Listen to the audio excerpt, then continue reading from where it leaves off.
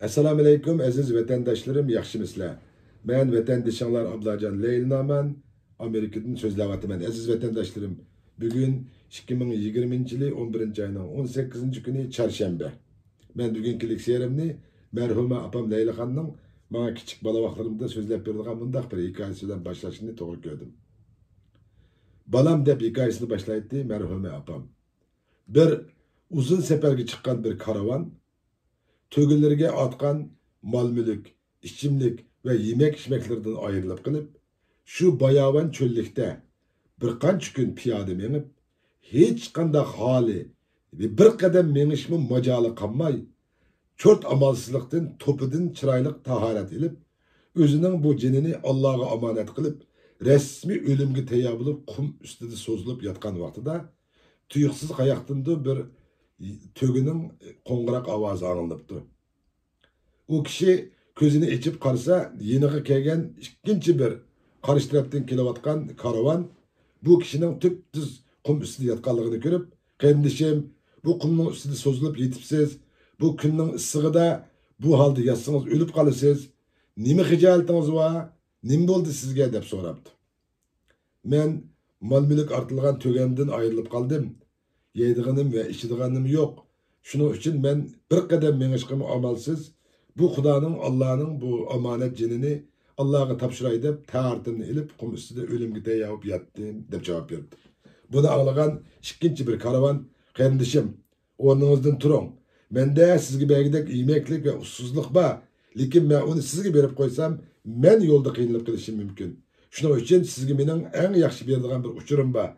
O bo'lsa-mu, müş yerden 2 ya 3 kilometre jiraklıkta bir quduq barken, men şu yerden ussuzluklarımni elip, men yo'lga atlandim degan deb qo'yib, yo'liga ravon bo'ldi. Heliki bir qadam menishqimi taqat qilolmaydigan, hayotdan bütün ümidini özgen bu karavan 3 kilometre etrafida bir quduqning borligini anglab, o'rindan chachirab turibdi-da, intay tezlikda shu quduqqa yetib berib, shu quduqdan suyini ichib, hayotini qo'g'dab seferini devam kıldı. Demek, detti apam, merhume apam Leylahan, balam, senin hayatta en aşındak seni intildirdiğen, seni ümitlendirdiğen, seni gayibilen temin kılıdığen, sana ruh ve güç kuvvet verdiğen aşındak bir kutukun bolsun. Balam, esinde bolsun ki, hiç kaçan sen hayatında undak bir kutuktan ayrılıp kalma, dep devamlık bana nasihat beretti.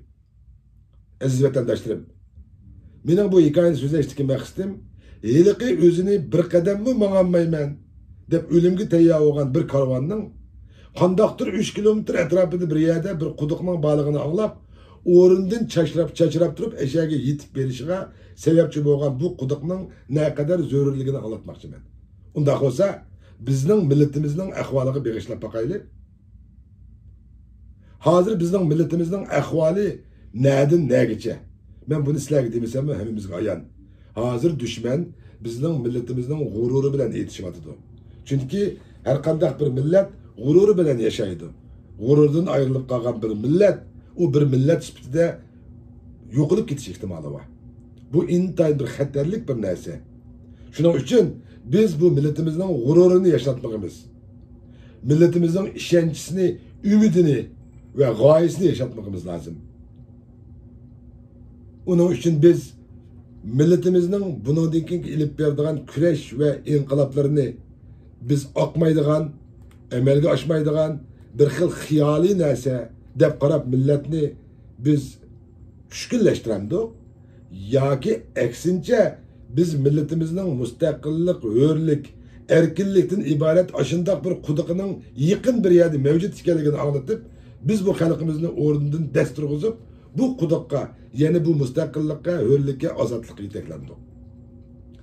Aziz vatandaşlarım, hazır bizden bir kısım teşkilat rehberleri ve ma'lum bir teşkilatlarning beshiga chiqqan ve beshida o'ltagan, özlerini rehber deb sanaydigan, xalqimizni yeteklayman, xalqimizni to'g'ri yo'lga yeteklab manaman deyotgan bir kısım ilg'or shaxslarimiz nimishqidir bilib bilmay, xalqimizga ashundaq bir umidni berishning o'rniga u yerdagi bir mavjud quduqni tinib ketgan quduq, baribir u yerga borsam uning suyi yo'q, seni qondiranmaydi degandek gaplar bilan biz xalqimizni umidsizlantiryapmiz. Biz yaqinda bir askar qurish, ya'ni Xitoy ve onun vatanimiz tuprağına maksatlık orlaştırgan özlerinin tecavüzçülük, kengaymışlık siyasetini yürgüzüşteki en mühim amillerine biri olan Xitay kanunsuz köçmenlerini tamamen qoğlap çıkarıp milletimizni azat, hür, müstakil yaşatış için biz taşkırıda xalqaralık kanunlardan faydalanıp armiya kurmayız. Ya ki kimdin kim bizden burun çıkıp bundan bir armiyani kurduken biz onun erişimiz ve yerden birimiz dep sözlesek bizni bu milletinin mınısını kaydırıvatkan, milletini bir xil fantezi yani akmaydıgan, emelge aşmaydıgan bir işe zorlavatkan ve onların mınısını kaydırıvatkan bir uçum şeytanla dep ataşqa başladı. Mesela bir eğriyak boğan bir kız, bir ayal toğırlık söz açaylı. Biz eğriyak boğan, eğri boy bir hanımın etrafıga 5-6 xotun jığılı bilip, balam, tuğma, bu eğriyak oluş için kuch sarf qilsan, tolgaq degan intayin yaman narsa balkim o'lib qilishi mumkin. Bo'pti tolgaqlarni o'tib balni tug'dingmi deyli, u balning zakisini almashtirsan, doktorxonaga olib og'riydi, davoltsan, o'qitsan, cho'ng qilsan, ketish chiqlaydi, o'g'insan degandek bir balining keltiradigan oshindaq qiyinchiliklarni so'zlash orqali biz shu bir homila xonimni bolasini ilitishga qistamdik. Yoki bir balaning bir millatni yaşatadiganligini, bir onaga qanchalik yuksak bir muhabbatni beradiganligini, bir oilaga qanchalik bir issiqlikni, qanchalik bir umid, bir g'oyani beradiganligidan iborat bir farzandning bir millatni, bir oilani, bir ota va bir onani mangu yaşatadigan intayin kuchlik bir Allah'ning bizga bergan eng cho'ng mukofoti ekanligini anlatib, biz o xonimning shu farzandini sog' salomat tug'ish uchun rag'batlantiramiz. Elbette. Biz her qanday bir ishning yomon tarafini o'ylasak, elbette onun yaxshi tarafini biz ko'rolmaymiz. Her qanday bir şeylarga, narsalarga qaraganchigimizda biz onun oldi ve keyniga yaxshi ve yomon taraflarimiz qarashimiz mumkin. Masalan, hozirgi mushu 21. asrda biz tashqi dunyoda hammamizdagidek mashina haydaymiz yoki avtobuslarga, qatnash qurollarga chiqib, ma'lum bir yerlarga, maqsadlarimizga, nishonlarimizga yetib boramiz.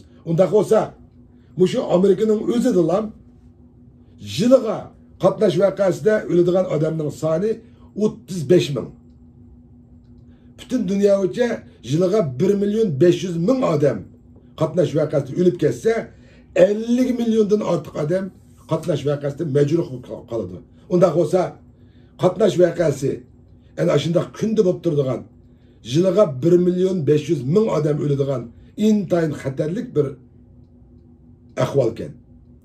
Unda bo'lsa biz şu maşinenin bizi keltirib chiqadigan ziyni, mesela onun mayqachilash, buzilib qalsa, yasitish, chaqlari tishilib ketish, yo'lda qatnash vaqasiga uchrab o'lib ketish degandek butunlay buning nachar taraflarini bilan so'zlab, biz mashina haydamay yoki mashinaga chiqmay uyda o'tiramiz.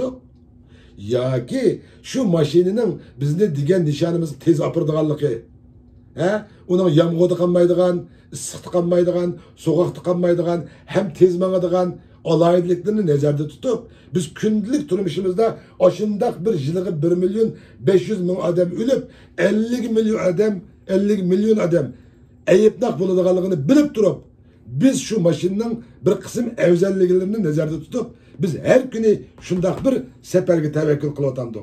Elbette kılıvatımız. Acaba biz şu maşının bir kısım alayidliklerini nezarda tutup aşındak 1.500.000 adam ölüdüğün 50 milyondan artık adam eyipnak bulunduğun muşundak bir xatarga fakat şahsi turmuşimizdeki kısmen imtiyaz şu maşının alayidliginde tevekkül kılamayotganimiz yok. Milletimiz, halkımız ve onun müstakilliği, erkinliği, hürlüğü için biz asker kurup düşman bilen kurash qilib, ilishib, o'lib ketishga tevekkül qilsak, nima ish qilib bo'lmoqda? Bizning hayotimiz qaysi şekilde yaşayışımızga bağlı. Biz mana bu şekilde milletimiz bugün kunlikda milyonlarca türmelerge solinib, vatanimizning üstü uçuq türmege aylanib ketdi. Xalqimizni mendimisamı tuzib bedellerini, ishki a'zolarini tashqi dunyoga setishga boshladi. Dünya hech qachon ko'rmagan azab, oqibat, zulmni tatiyotdi xalqimiz. Unda bo'lsa, biz tashqi dunyodagi kichikkina rohatlarimiz ve farog'atlarimizni deb biz bu hayotimizni qo'g'dash va yaxshi turmushlarimizni qo'g'dab qilish uchun biz bunday bir kurashga, inqilobga tayyor bo'lmasak, u holda biz nima ish qilgan bo'lamiz? Biz avlodlarimizni, bolalarimizni, avrilarimizni, chavrlarimizni ana shunday mengu qul va bechora azob ichida yashashga majbur qilgan bo'lamiz. O'zimni so'yayman, qo'g'dayman, butun vujudim bilan, jinim bilan uni hayotini qo'g'dayman. Davatkan farzandlarimizni o'limga tutib bergan bo'lamiz, aziz vatandoshlarim. Demek biz askar quramiz, düşmanga qarshi kuchli shaklda bir harakat ilib boramiz deganligimiz uchun biz millatni ozdirayotgan shaytonlarga aylangan bo'lsak, u holda ulardan so'raylikki, ular kimlar? Sen zodi vatanni, xalqni nega ep bormoqchi? Biz yillardan beri kishilik huquq, inson haqlari da'volarini bir asrga yaqin qilib keldik. Bu deganlik kishilik huquq, inson haqlari da'vosini qilish butunlay xato deganlik emas. Elbette bu bizning mustaqillik kurashimizdagi kam bo'lsa bo'lmaydigan muhim omillarning biri. Lekin hammasi emas. Bizning xalqimizni haqiqiy ozod, hur, mustaqil yashash uchun biz chuqum inqilob va kurashga tayyor bo'lmog'imiz lozim. Uning uchun biz xalqaro qonunlarda bizga ko'rsatilgan imtiyozlardan foydalanib, tashqarida askar qurib va uni qurollantirib, dushmanga qarshi rasmiy kuchli zarba berishga tayyor va hozir bo'lmog'imiz lozim. Bu qanday hal bo'ladi? Bizning xalqimiz raslam bir qancha ming askarni boqanmag'idek darajadagi bechora xalqmi? Unda emas. Biz cho'qim askar qurgan ilgirmi? Askar qurib mustaqil bo'lgan davlat qurgan millat biz. Endi bugungi kunlikda nima uchun qilinmag'idekmiz? Nima uchun biz askar qurib dushmanga qarshi kurash qilamiz degichilarni millatni ozdirayotgan shayton deymiz-yu. Ama milletimizni bir millet süptüde kırıp yetişik yetekle gitip algan kuşlarga erişimiz. Belki düşmanımız hakikaten bizden düşmanlarımız davatkandak ve içimizdeki bir kısım hain, korkunçaklarımız davatkandak intihar güçlük, ras. Ama biz ilgirimi depkeyken o düşman şu güçlükliğinden bizni besip aldı. Ama dünyada harekete nazar salsak, acizler devamlı güçlükler üstünden kalbi kılıp, bugün günlükte hür, azat, mustakil yaşavatıdı. Bunu biz demesek mi? Hemmimizge ayan. Demek, undaq olsa, bizden taşkırda kurulgan askerimiz qaysi şekilde kuruldu? U bire dinga, yoki bire irqqa qarshi kurulamda, yoki xalqarodagi boshqa davlatlarning va millatlarning bexatarligiga daxl tarz yetkizish maqsadi kurulamda? Yo'q. U faqat vatanimiz tuprog'ida qonunsizlarcha hukmronlik yurgizayotgan ve xalqimizga intayin ig'ir darajada ziyon silayotgan bu tajovuzchi qonunsiz hokimiyat ve onun qonunsiz fuqarolarini tamamen qo'llab chiqarish uchun qo'llanildi. Buning uchun dunyo hozir tayyor. Men demasam hammamizga ayon, yaqinda Amerika hukumatining biz Uyg'urlarning bir qism tashkilotlarini qor tizimlikdan chiqarib o'tishi, ya'ni terrorist listdan chiqarib o'tishlari. Vatanimizni tuprog'ini yaqinda besiylangan zamin deb ataydiganligi va Xitoyning mamlakatimiz tuprog'ida ilib berayotgan irqiy qirg'inchiliklarni rasmiy Amerika hukumatining kongresi, majlisi bu qitim irqiy qirg'inchilik deb atash haqida dastlabki qonun loyihalarini sunganligi buning dalili.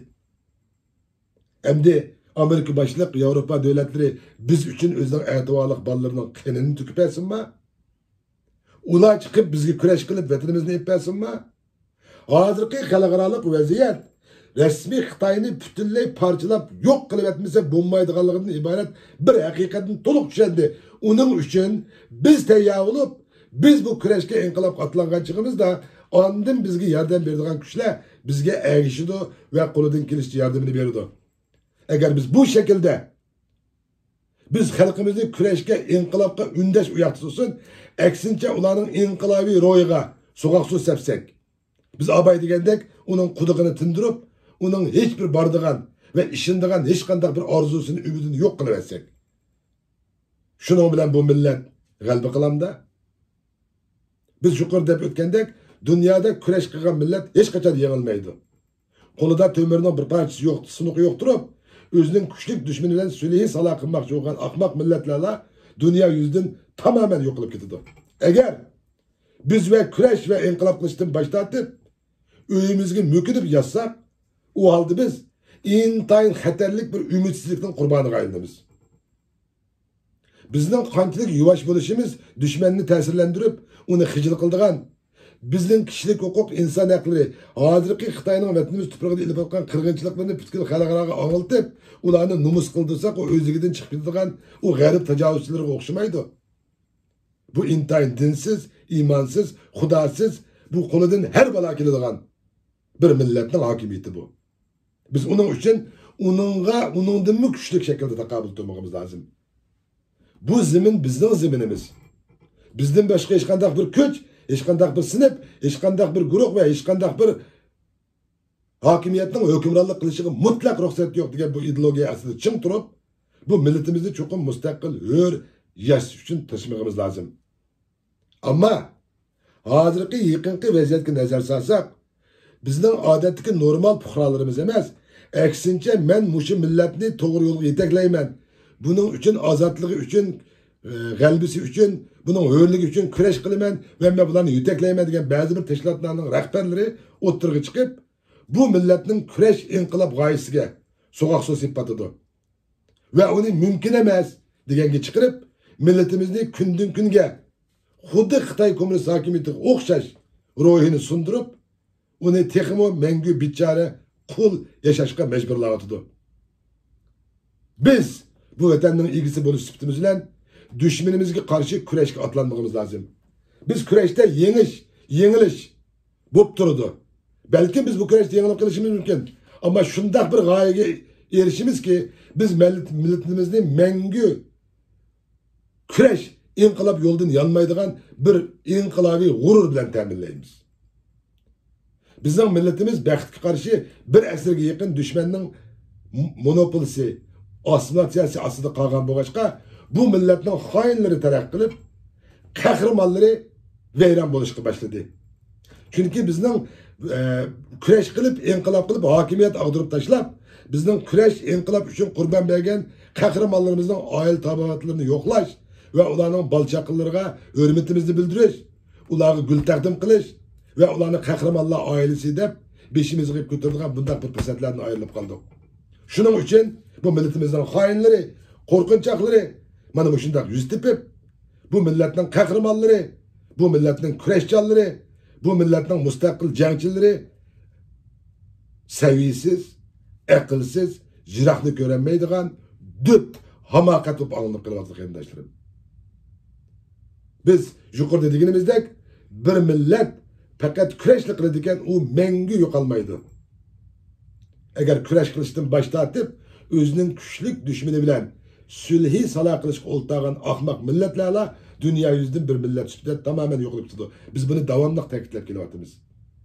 Shuning uchun biz yaqinda parchalanmoqchi bo'lgan bu Xitoy kommunist hokimiyatini xalqaro siyosatlardan unumli foydalanib, biz darhol tashqarida harakatga o'tib, jiddiy bu Xitoy bilan bo'lgan keskin kurashga vaqtida sergaklik bilan aralashmasak ve muşu fursatdan foydalanib o'zimizning mustaqilligimizni qo'limizga jiddiy keltirib olmasak, biz yana bir qancha asrgacha bu millatimizning bir millat sifatida yo'qolib ketishiga sabab bo'lib qolamiz.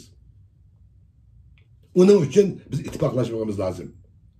Uning uchun biz mustaqilligimizga, hurligimizga ishonmagimiz lozim. Haq biz tarafda. Bu vatan bizning vatanimiz.